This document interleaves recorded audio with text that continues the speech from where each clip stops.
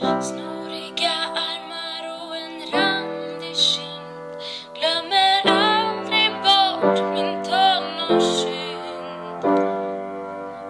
Hemmafester och en stulen bil. Jag satt vid fyrisån och döda tid.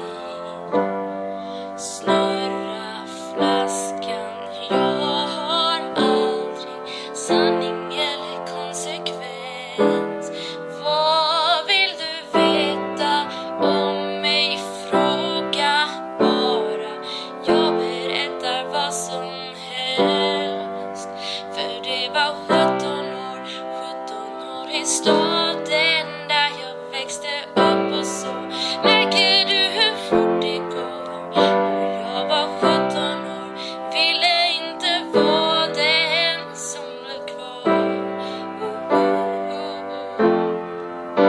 Jag minns det än idag, en vattenfestival.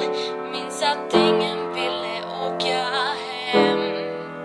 Jag bodde utomlands, jag bytte efternamn.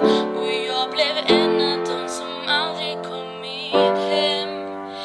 Jag var 17 år i stan.